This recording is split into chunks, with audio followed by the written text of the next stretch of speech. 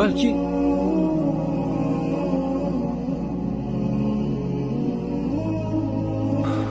bu baribir noto'g'ri qaror. Bu bizni qarorimiz emas.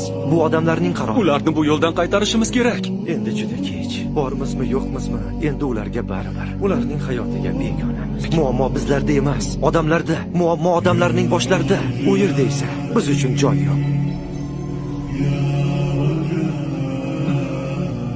Bo'ldi endi. O'zingni qiynama. Lekin meni hali hech kim o'qigani yo'q. Bunaqalar oramizda millionlar. Baribir urinib ko'rish kerak. To'xta, shoshma. Keyin kech bo'ladi.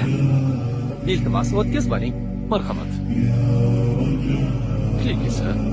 Biz ham kiraylik. Xo'sh. Tezroq bo'laring. Tezroq bo'linglar, bizga ham navbat kelsin. Navbatdagisi. Birinchi qator ikkinchi joyga marhamat qiling. Rahmat.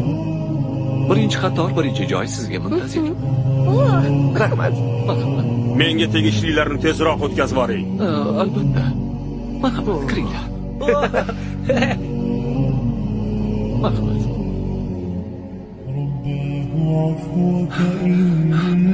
To'xtang, sizga kirish mumkin emas. Nega endi kirish mumkin emas? Negaki siz ro'yxatda yo'qsiz. Odam o'zini uyiga ham ro'yxat bilan kiradimi? Tushunmadim. Bu meni uyim.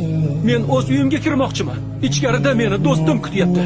Biz uyni hamma keraksiz narsalardan tozalashimiz kerak.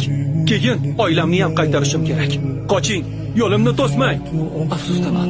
Endi siz ham, oilangiz ham ichkariga kira olmaysiz. Bekorlarni aytibsiz. Do'stim ichkarida. Men va oilam ham albatta uning yonida bo'lamiz. To'xtang, nima qilyapsiz? Uni do'stini oldiga kuzatib qo'yinglar. Qani yo'qolib Mana seni do'sting. Seni ogohlantirgandim. Sen kimsan?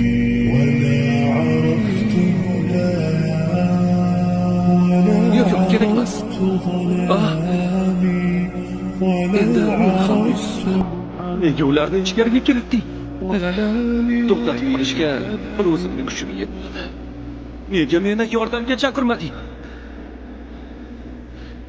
Yordam ber.